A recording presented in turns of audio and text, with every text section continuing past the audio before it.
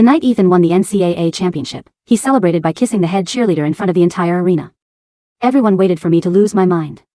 Instead, I was wearing his teammate Logan's jersey, lying in his bed. Later, I became Logan's girlfriend. Ethan didn't realize he'd lost me until it was too late. When he finally saw us together, he crushed a whiskey glass in his bare hand, his eyes red with regret. "Chloe, you were supposed to be mine." The final buzzer sounded, and the entire ice arena erupted into chaos. Ethan was about to confess his love to that gorgeous cheerleader. He had warned his teammates beforehand, making sure everyone kept me in the dark. What he didn't know was that some drama-loving bystander had already DM'd me the whole plan on Snapchat. After all, everyone on the varsity hockey team knew I was head over heels for Ethan. My biggest dream was to be his girlfriend. So, the moment Ethan fell in love at first sight and confessed to another girl, I was supposed to rush down to the ice, crying, screaming, and making a total fool of myself. The crowd in the stands was practically drooling, waiting for me to lose my mind and crash the party. Too bad for them. Even after their high-profile kiss ended, I still hadn't shown up. The crowd outside the rink started to lose interest when no drama happened. Even Ethan's face didn't look all that happy. He wrapped his arm around his new girlfriend and pulled out his phone. Not a single call. Not a single text. Ethan frowned slightly. He slid his phone away and held the trophy high above his head. "Tonight, we celebrate. After party at the bar, on me." The players and students in the arena instantly cheered. I pushed open the glass door of the players' tunnel and walked out. Someone with sharp eyes spotted me and immediately yelled, "Look, it's Chloe. Chloe's here." I knew it. There's no way Chloe could resist coming. Ethan snapped his head up.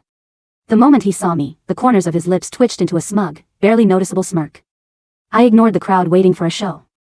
With Logan's jacket barely covering my thighs, I walked straight up to Ethan. "Chloe." Ethan, still in his full hockey gear, held the trophy in one hand and pulled his new girlfriend tighter with the other. He looked down at me, his voice flat. "You can't force feelings. We've known each other for over 10 years, and I don't want to say anything too harsh to ruin our history. We can still be friends. If you ever need help, you can still come to me." Then, he lowered his voice, leaning in. "Everyone is watching. Don't make a scene. Go home. Go home and change. What the hell are you even wearing?" "Ethan." I cut him off, taking a slow step forward. He frowned again. "Chloe, be reasonable." I smiled, pulled out my phone, pulled up a billing page, and turned the screen toward him. "This is the money I advanced for your custom hockey sticks and protective gear." I stared straight into his eyes. "Pay me back. Now." Ethan's face instantly darkened as he stared at the screen. "Chloe, what kind of game are you playing now? You really will do anything to get my attention, won't you? Digging up old receipts?" Ethan stared at me, convinced I was just throwing a tantrum. "I don't care about this pocket change. If you're that desperate for money, I'll Venmo you double." He pulled out his phone. "No need for double. Just the original amount is fine. I'm blocking you after this. From now on, your new girlfriend can handle all your annoying chores." With that, I didn't give him another glance. I turned around and walked away. Ethan stood frozen on the ice until my figure vanished from sight. His face was still incredibly tense. His teammates quickly stepped in to smooth things over. "Man, Chloe is just trying to save face. Don't take it seriously. Trust me, Ethan, she'll regret this before the night is over. She'll probably come crawling back to you crying tonight." Ethan let out a cold laugh. "Let her play her games. If we hadn't grown up together, I wouldn't have tolerated her for this long. All right, don't let her ruin the mood. We won the championship tonight, let's party." Ethan looked at the hot cheerleader next to him. He quickly threw my annoying face to the back of his mind. He knew that by tomorrow's training session, it would show up like nothing had happened. I would be sitting in the very front row, holding water and a towel, waiting like a puppy for him to finish practice. He had seen this exact script play out way too many times over the years. By the time I walked out of the arena, the rain was pouring. I stood under my umbrella, thinking about the terrifying nightmares I had been having lately. In those dreams, because Ethan confessed to Brianna, I threw a massive fit. To force him to break up with her, I ran out onto the highway in the middle of the night. And what happened? I was hit by a speeding SUV. I broke 2 ribs and almost died. Ethan only stayed at the hospital for 5 minutes before leaving me. They forced me to drop out of college and sent me back to my alcoholic parents. In the end, I died miserably in a trashy, run-down apartment. And after I died, the one who came to collect my broken body was actually the man I had always avoided and feared. Ethan never showed up. Not once. Over the past few days, everything from those nightmares had started coming true. If it weren't for those warnings, would have thrown my umbrella away by now, spam calling Ethan's phone, ready to throw another suicidal tantrum on the road. I was so grateful for those dreams. It felt like a second chance at life. I could finally rewrite my miserable fate, step by step. On my third try, the call finally went through. I gripped my phone tightly, pressing it to my ear. The name Logan Vance lingered on the tip of my tongue before I slowly spoke it aloud. The heavy rain drowned out the noise of the world. Through the receiver, Logan's deep, slightly tired voice came through. Chloe? Logan, it's raining so hard. I'm stuck outside the arena. Can you come pick me up? The other end went dead silent for a few seconds. I gripped the umbrella handle so hard my palm began to sweat. In my dream, when Logan collected my body, he cried. A man who was absolutely ruthless on the ice rink had cried like a baby for the first time.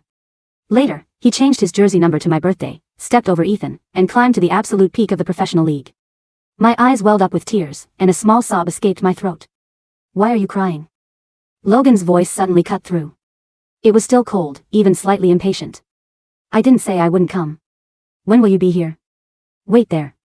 20 minutes. Okay. I'll wait for you, Logan. He didn't say another word and hung up. By the time Logan arrived, I was completely soaked. He got out of the car, his thin lips pressed into a tight line, his expression icy. I brushed away my wet bangs and looked up at him with a bright smile. Logan, you're so on time. Chloe, are you trying to get yourself killed by being this stupid? With a tense face, he grabbed my arm, shoved me into the passenger seat, and tossed a soft blanket over me. Dry yourself off. Don't ruin my car. He glanced at me through the rearview mirror and smoothly put the car in drive. Oh. I wrapped myself tightly in the blanket like a good girl. I couldn't help but steal glances at him while he focused on the road. When he had no expression, he always looked incredibly distant and intimidating. Plenty of girls at school liked him, but none of them dared to confess. He and Ethan were not just roommates, they were rivals on the ice. Back then, I used to go to the locker room every single day to bring Ethan milk. Every time I went, Logan looked like he absolutely loathed me, slamming his locker door shut with an icy glare. Even now, though he came to rescue me, he was still acting so cold. When he shoved me into the car earlier, his grip was so tight. My wrist was still throbbing, leaving a faint red mark. It was impossible to tell that this guy had been secretly in love with me for years. Everything in the dream had happened exactly as predicted. But now, because of my changes, the timeline was shifting. Would Logan still love me? If he didn't actually like me, wouldn't my sudden behavior just be a massive annoyance to him? Back to the dorms? Logan suddenly turned his head to glance at me. My heart skipped a beat, and before I could stop myself, the word slipped out. No. To your place. Logan gripped the steering wheel, letting out a mocking chuckle. Ethan's having a huge championship party tonight. Are you trying to use me to make him jealous? I gripped the edge of the blanket, twisting it tighter and tighter. I'm not. The car suddenly screeched to a halt by the curb. Logan turned his body toward me, the coldness in his eyes making my chest tighten. Chloe, don't bring me into whatever sick game you're playing with him. I'm not. He stared at me for a long second, then pulled out his phone. I'll call you an Uber. Go back yourself. Logan. I bit my lip hard, reaching over to snatch his phone away. He stared at me, but his eyes didn't hold anger or disgust. Instead, they were incredibly dark, swirling with emotions he was trying to hide. Suddenly, a wave of sadness washed over me. Logan, I don't want to go back to the dorms. Everyone is laughing at me. And I'm scared to go home. Can you just let me stay at your off-campus apartment for tonight? I hid his phone behind my back, my voice growing softer and softer. I won't bother you. My clothes are completely soaked. The moment I finished speaking, tears rolled down my cheeks. One by one, silent and heavy. Logan didn't say another word to me. But he started the car again. He drove toward his apartment. I followed Logan into his apartment. He walked over to his closet, pulled out a clean training jersey, and tossed it to me. Bathroom's over there. He was tall, so his jersey was massive on me. It barely covered my thighs. After my shower, I threw the jersey on and walked out. Logan took one look at me and immediately averted his eyes. I walked over to his bed and sat down. My damp, long hair dripped, quickly wetting his sheets. I smelled completely like Logan now, his shampoo, his body wash. In this small, enclosed space, a thick, unspoken tension began to brew. Logan grabbed his pack of cigarettes and cleared his throat. I'm going out for a smoke. He walked out onto the balcony. I looked around his room with curiosity. Light gray sheets, neat and clean. A black gear bag sat half open in the corner. Just as I was about to look at the trinkets on his desk, my phone suddenly rang. Ethan's name flashed on the screen. I didn't pick up. He immediately called again.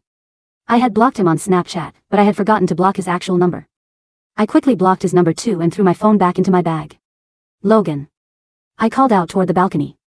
He quickly turned around, stubbed out his cigarette, and walked back in. What? I sat on the bed, having to tilt my head up to look at him. Logan locked eyes with me for 2 seconds before looking away again. But I noticed the tips of his ears were turning a faint shade of red. I got your bed wet. What should I do? He glanced at me, then down at the oversized jersey clinging to my damp body. His Adam's apple bobbed heavily. He turned around and grabbed a towel, tossing it to me. Dry it. It'll be fine. With that, he turned to grab the hairdryer from the living room. I held the towel, thinking about how his ears had just flushed, and couldn't help but smile. Can you dry it for me? My hands are tired. He stared at me for a few seconds, eventually giving in. With one hand holding the hairdryer, he gently pulled at my collar to reach my back. The jersey's collar was already too wide. As he pulled, the fabric slid down, exposing a large portion of my bare shoulder. I clearly felt Logan freeze. Where are you going? He pulled back his chair, not even turning around. To the gym room to work out. Oh. I sat on his bed, feeling a bit let down. Logan grabbed his headphones, but before he could put them on, his phone rang. He glanced at the screen, shot me a look, and pressed answer. Ethan. What's up? My chest tightened, and I subconsciously held my breath. Yeah, I'm at my apartment. You said someone saw Chloe coming here? Logan turned around to look at me again. Before he could finish, I jumped off the bed. I strode over, climbed onto his lap, and wrapped my arms tightly around his neck. As Logan tried to push me away, I pressed my lips against his ear. Logan, tell him I'm not here. My body was pressed flush against his chest. In an instant, Logan's body heat flared, burning hot. I could see the veins on his neck bulging slightly. His Adam's apple rolled violently, and his heart was hammering against his ribs. I looked up at him, and he stared down at me. Deep in his eyes, a dark, heavy desire began to pool. No, they saw wrong. She's not my girlfriend. We aren't close. Logan spoke into the phone and hung up immediately. He tossed the phone aside, his long fingers gripping my waist tightly through the thin jersey. He pulled me flush against him. I could feel the hard heat of his body. My mind went completely blank, and my first instinct was to pull away. But Logan only held me tighter. Chloe. His voice was incredibly husky. His hot breath fanned over my ear and neck. I shrank back, trying to dodge, but his lips slammed down onto mine. Don't tease me. Unless you want to regret it. Here is a substantial, highly detailed continuation of your story, paced to build deep emotional tension, character development, and a satisfying resolution. The kiss was nothing like the ones I had spent years imagining with Ethan. Ethan's kisses, on the rare occasions he had carelessly brushed his lips against mine to keep me quiet, had always felt like a transaction, a reward for my obedience. But Logan's kiss was a storm. It was desperate, heavy, and thick with a possessive hunger he had clearly spent years locking away. His lips were hot against mine, slightly chapped from the cold rink air, but parting mine with an urgency that made my head spin. I gasped, and he took advantage of it, his tongue sweeping in to claim me completely. His fingers dug into the soft flesh of my waist, pulling me so hard against him that I could feel the frantic, heavy thud of his heartbeat through his chest. For a second, the sheer intensity of it terrified me. My hands, which had been wrapped around his neck, trembled. I tried to pull back just an inch to catch my breath, but Logan let out a low, ragged growl against my mouth. He tightened his grip, his thumb tracing the bare skin of my hip where his massive jersey had ridden up. I warned you, he muttered, his voice scraping against my ear, sending a violent shiver down my spine. I told you not to play with me, Chloe. He kissed me again, deeper this time, his scent of cedarwood, rain, and cold iron wrapping around me like a cage. It was a beautiful cage. In my past life, the nightmare I had so narrowly escaped, I had died cold and alone in a dark apartment, while Logan was the only one who came to put me to rest. Now, feeling the blistering heat of his skin and the fierce, protective desperation in his touch, the last remnants of my old obsession with Ethan disintegrated into ash. Suddenly, Logan stopped. His breathing was shallow and uneven.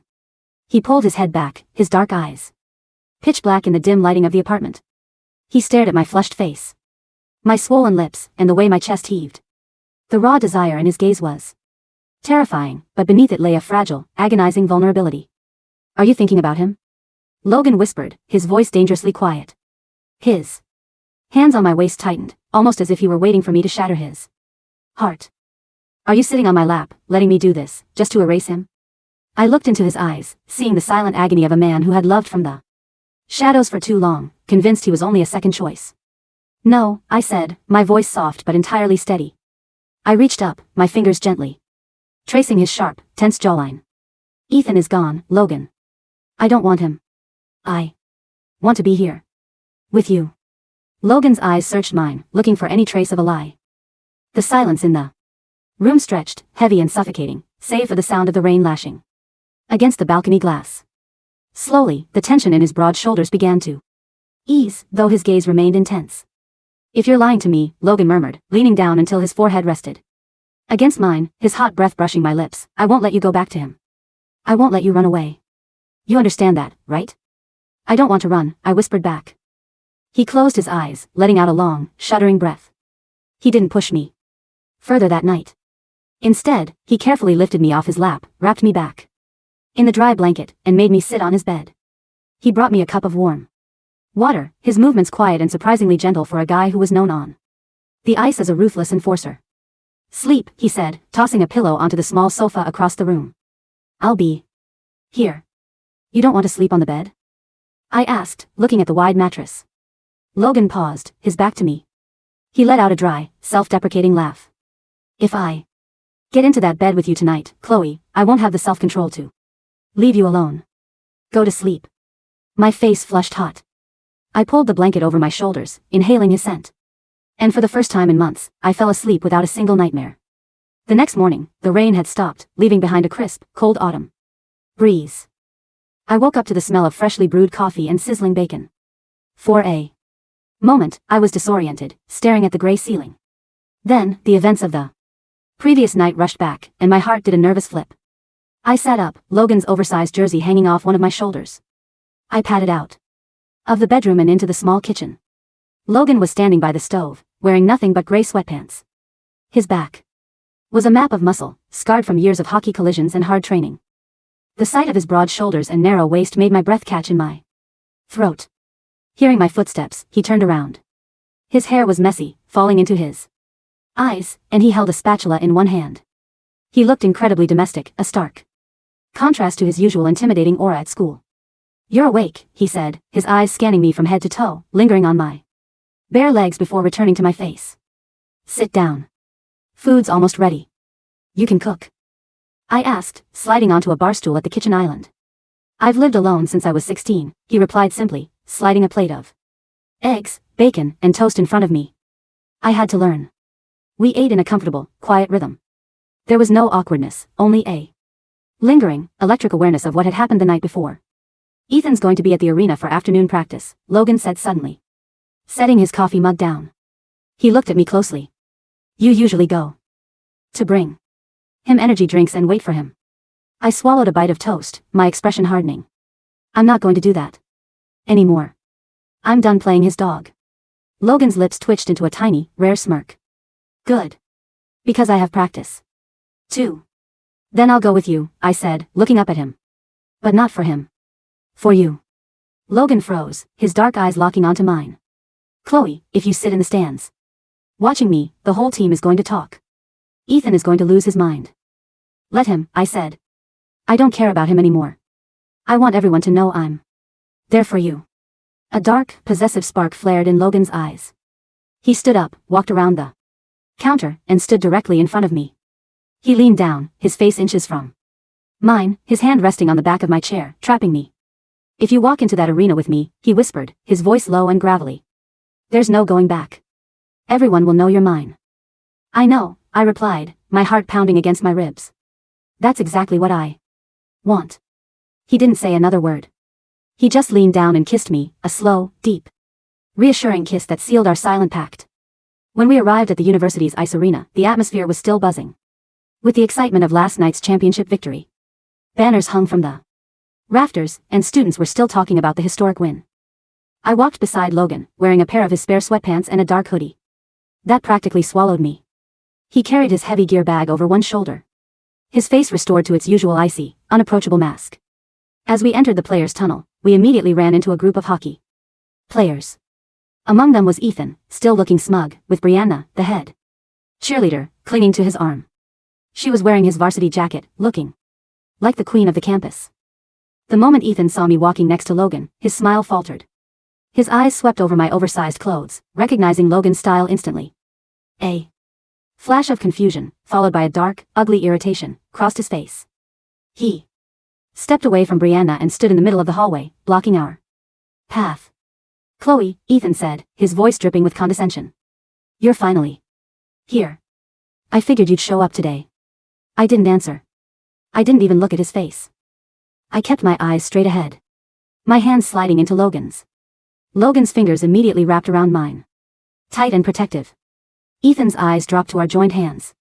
His jaw clenched so hard I could hear the grinding of his teeth. What the hell is this? Ethan demanded, stepping closer.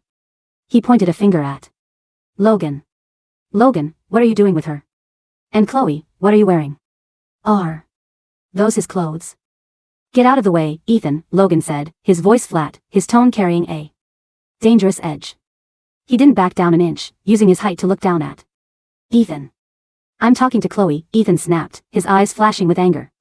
He looked at me, his tone shifting to that familiar, lecturing voice he always used to control me. Chloe, stop playing this childish game. Did you really sleep at his place last night just to get back at me? Because of what happened with Brianna? I told you, feelings can't be forced. But this is pathetic. You're embarrassing yourself. Brianna chuckled softly beside him, looking at me with pity. Yeah, Chloe. Trying to use Ethan's teammate to make him jealous is a bit desperate, don't you think? In my past life, these words would have shattered me. I would have started crying, trying frantically to explain myself, begging Ethan to listen. But now, I only felt a profound sense of disgust. I finally looked Ethan in the eyes. Ethan, do you remember what I told you last night? Ethan frowned, taken aback by my calm demeanor. What? I told you I was blocking you. I told you we were done, I said, my voice clear. And carrying down the hallway, attracting the attention of other players who were stopping to watch. I'm not trying to make you jealous. You are completely irrelevant to me now. Chloe, don't lie. And as for Logan, I cut him off, looking up at the man beside me with a genuine smile. I'm here because I want to be. I slept at his place because his bed is much warmer than yours ever was. Now, if you'll excuse us, Logan has practice. A collective gasp went up from the teammates standing nearby. Ethan's face turned an ugly shade of red. He looked like he had just been slapped in front of his entire kingdom. He took a step toward me, his hands curling into fists. Chloe, you. Before he could reach me, Logan stepped in front of me, his massive frame completely shielding me from Ethan's view. The air in the hallway instantly turned freezing cold. Lay a finger on her, Logan warned, his voice low, vibrating with a promise of violence, and I'll make sure you don't walk onto the ice for the rest of the season. Try me, Ethan. The two star players stared each other down, the tension so thick it was suffocating. Ethan was furious, but he knew Logan wasn't someone to mess with. On the ice, Logan was a brute who didn't care about penalties if it meant protecting his goals. Finally, one of the assistant coaches walked out of the locker room. What's going on here? Get to the ice. Now. Ethan glared at Logan, then shot me a venomous look over Logan's shoulder. You'll regret this, Chloe. When you come crying back to me, don't expect me to care. He turned on his heel and stormed off, pulling Brianna along with him. Logan turned to look at me, his eyes soft. Are you okay? I'm perfect, I said, a weight lifting off my chest. Go play. I'll be watching. For the next 2 weeks, the campus gossip was entirely consumed by the drama between the hockey team's star players. Everyone had expected me to fade away, heartbroken and pathetic, after Ethan's high-profile confession to Brianna. Instead, I was seen everywhere with Logan. We studied in the library together. He walked me to my classes, carrying my heavy backpack. When we ate in the cafeteria, he would quietly pick out the vegetables I hated from my plate and replace them with his own meat. The cold, terrifying enforcer of the hockey team had turned into a devoted, attentive guardian. Meanwhile, Ethan's life wasn't going as smoothly as he had envisioned. Brianna was beautiful, but she was also incredibly demanding. She didn't want to wake up early to bring Ethan his recovery shakes. She didn't care about his training schedules or his minor injuries. When Ethan complained about a sore shoulder, Brianna merely told him to see a doctor because she had a nail appointment to get to. More than once, Ethan found himself sitting in the locker room, looking at the empty seat next to him where I used to sit, waiting with a warm towel and a bottle of electrolyte water. One afternoon, during an exhibition match, I sat in the very front row of the stands, wearing Logan's home jersey. The jersey had a fresh, stark change on it. Logan had officially changed his number from 12 to 24, my birthday. When the announcer called out his name and his new number, the crowd murmured in surprise. In the middle of the ice, Ethan froze, his eyes snapping to the giant scoreboard, then to Logan, and finally to me sitting in the front row, cheering. Ethan's play that day was reckless. He was distracted, constantly looking up at the stands, trying to catch my eye. But every time he looked, my eyes were fixed solely on Logan. Whenever Logan made a brilliant defensive play, I stood up and cheered. When Logan scored a rare goal from the blue line, I blew him a kiss, and Logan, right there on the ice, in front of thousands of spectators, tapped his heart and pointed back at me. Ethan's frustration boiled over. During the third period, he made a sloppy pass that led to an opposing team's goal. The coach benched him for the remainder of the game. Sitting on the bench, wrapped in a towel, Ethan watched as the game ended. Logan was named the MVP of the match. As the players skated off the ice, Logan didn't join the team's celebration. Instead, he skated straight toward the boards where I was waiting. He leaned over the glass, his sweaty face flushed, a brilliant, rare smile lighting up his features. I leaned down and kissed him, right there, the cameras catching the moment and projecting it onto the giant jumbotron above. Across the ice, Ethan watched us on the screen. He gripped his hockey stick so hard the composite shaft groaned under the pressure. That night, the athletic department hosted a massive celebration party at a high-end lounge near campus to honor the championship ring designs. Logan didn't want to go, but as the defensive captain, he had to make an appearance. Just an hour, Logan murmured, his hand resting on my waist as we walked into the dimly lit, upscale lounge. He was wearing a dark, tailored suit that made him look incredibly handsome and dangerous. I wore a simple, elegant black dress that clung to my curves, my hair falling in soft waves over my shoulders. An hour is fine, I smiled, leaning into his side. Then we can go home. The lounge was packed with boosters, coaches, players, and students. The moment we entered, the room seemed to quiet down slightly. People whispered, pointing at us. We had become the most talked about couple on campus. Logan guided me to a quiet corner booth, ordering us drinks. I have to go say hello to the head coach, Logan said, kissing my temple. Will you be okay here for 5 minutes? Of course, I said. Go on. As soon as Logan disappeared into the crowd, the air around me shifted. A shadow fell over my table. I looked up, expecting a teammate or a friend. Instead, I saw Ethan. He looked terrible. His hair was messy, his eyes were bloodshot, and he held a half-empty glass of neat whiskey in his hand. He had clearly been drinking heavily. Brianna was nowhere to be seen. Chloe, he said, his voice thick and slurred. He slid into the booth across from me before I could stop him. Get out, Ethan, I said, my voice cold. No, we need to talk, he demanded, leaning forward. The smell of alcohol on him was suffocating. How long are you going to keep up this act? Huh? What act? This. Ethan gestured wildly, almost spilling his drink. This fake relationship with Logan. You're doing all of this just to punish me, aren't you? Because I kissed Brianna. Because I didn't choose you first. I looked at him, feeling a wave of pity. He was so incredibly arrogant that he literally could not comprehend a reality where a woman didn't want him. Ethan, I'm going to say this one last time, I said slowly, making sure he heard every word. I do not love you. I do not want you. I am with Logan because he actually cares about me. He treats me like a human being, not an accessory. You lost me because you never had the decency to appreciate me. That's a lie. Ethan slammed his glass down on the table, loud enough to make a few people nearby turn around. You've loved me since we were kids. You used to write my name in your notebooks. You used to wait hours in the cold just to give me a sweater. You can't just stop loving someone like that. I did, I said. Because I realized that the boy I loved was a fantasy. The real Ethan is just a selfish, insecure child who uses people. Ethan's face went pale. The truth of my words seemed to pierce through his alcoholic haze, striking him right in his pride. No, he stammered, his eyes filling with a sudden, desperate panic. He reached across the table, trying to grab my hand. Chloe, please. I made a mistake. Brianna, she's not you. She doesn't care if I'm hurt.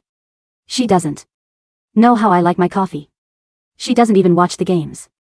I miss you. Chloe. I was stupid. I just wanted to see if you'd get jealous. I wanted to prove to everyone that you were mine. Well, you proved the opposite, I said, pulling my hand back before he could touch me. Chloe, please, Ethan begged, his voice cracking. Tears actually began to well in his eyes.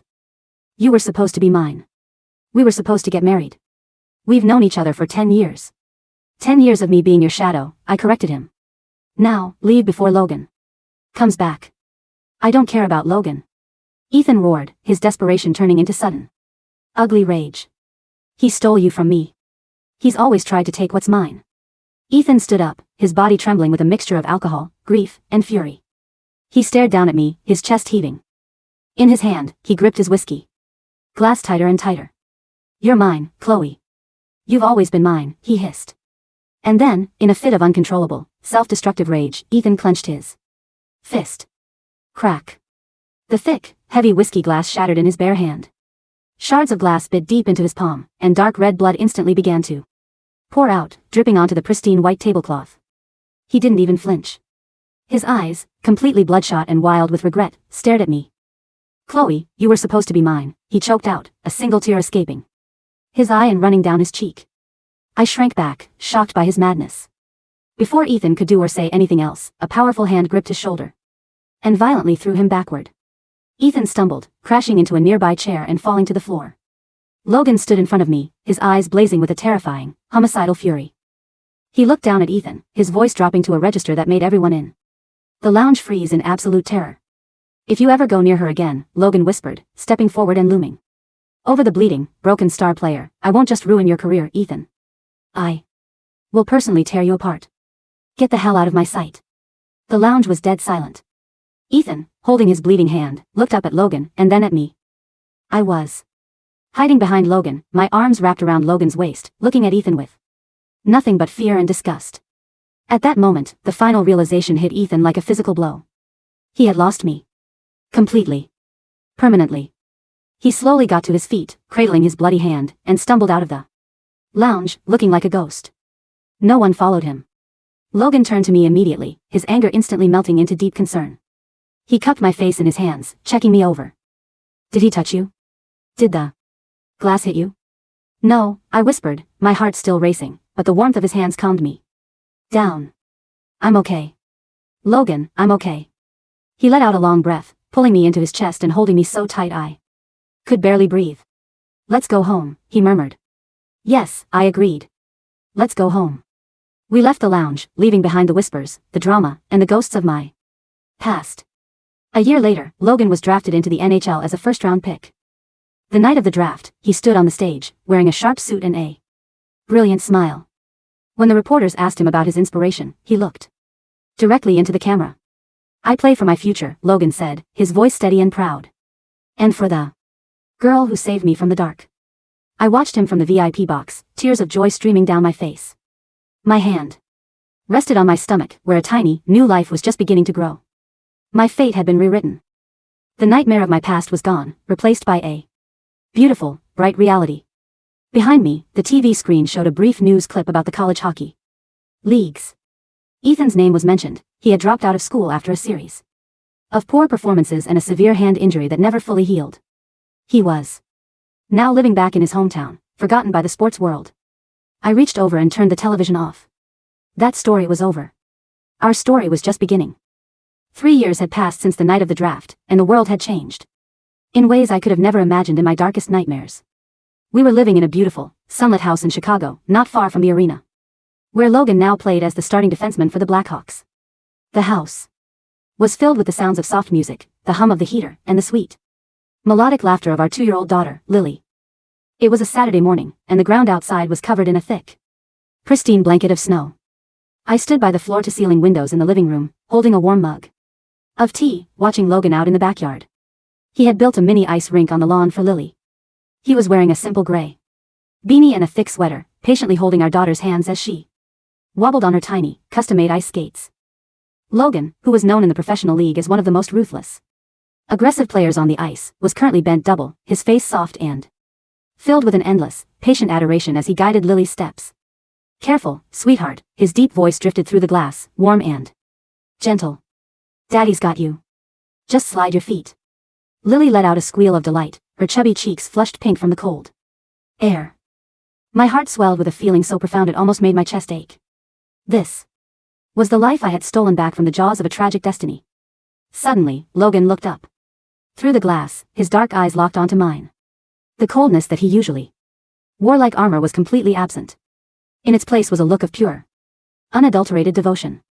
He gave me a soft smile, then picked Lily up in his arms, kissing her cheek before carrying her toward the back door. "Mommy's watching us," I heard him say as he opened the door, a rush of cold air entering the house. "Let's go get warm." Lily immediately ran to me, her tiny boots clattering on the hardwood floor. "Mommy. I did it. I skated like Daddy." "I saw you, my love," I smiled, kneeling down to scoop her up. I kissed her cold forehead, inhaling her sweet, clean scent. "You were amazing." Logan walked in behind her, shutting the door. He took off his gloves and walked straight to me. He wrapped his strong arms around both of us, burying his face in my hair. "You look beautiful today," he murmured, his voice sending that familiar, delicious shiver down my spine. "I'm just wearing sweatpants," I laughed, leaning my head against his shoulder. "I don't care," he said, his grip tightening slightly, as if he still couldn't believe I was real, even after all these years. "You're always beautiful." Later that evening, after Lily had fallen asleep in her crib, Logan and I sat on the sofa in front of the crackling fireplace. The room was dimly lit, the orange glow of the fire dancing across the walls. I was curled up against his side, my head resting on his chest, listening to the steady, reassuring beat of his heart. "Logan?" I called out softly. "Yeah," he murmured, his fingers gently tracing patterns on my bare shoulder. "Do you ever think about how we got here?" I asked, looking into the flames. "About the past?" Logan's hand paused for a fraction of a second before resuming its gentle stroking. He knew about my nightmares. I had told him about them a long time ago, not as a literal truth of a past life, but as a deep, psychological fear that had once kept me awake. He had listened to me without a single trace of judgment, simply holding me tighter and promising to protect me from any shadow that dared to cross my path. "I don't think about the past," Logan said, his voice low and steady. "I only think about the moment I saw you standing in the rain outside that arena. I thought my heart was going to stop. I had spent years watching you look at someone else, wishing with everything I had that you would look at me just once." He leaned down, cupping my chin and forcing me to look up into his dark, intense eyes. "The moment you asked me to pick you up, I knew I would never let you go. Even if you had hated me, even if you had tried to run back to him, I would have chased you to the ends of the earth. I would never have run," I whispered, my eyes welling up with tears of gratitude. "You were my savior, Logan. You saved me from myself." "No," Logan said softly, kissing the tear that escaped my eye. "We saved each other." We fell silent, the warmth of the fire wrapping around us. I looked down at the coffee table, where a framed photograph sat. It was a picture of us from last month, taken at the NHL award ceremony. Logan was holding the Norris Trophy for the league's best defenseman, his arm wrapped tightly around my waist, both of us laughing at something the photographer had said. On his wrist, barely visible under the cuff of his suit sleeve, was a small, elegant tattoo of the coordinates of the ice arena where we had first met, and where our lives had forever changed. The nightmare was completely gone, leaving no trace behind. I closed my eyes, letting the steady beat of Logan's heart lull me into a peaceful, dreamless sleep, knowing that no matter what the future held, I was exactly where I was supposed to be. I was safe. I was loved. I was home.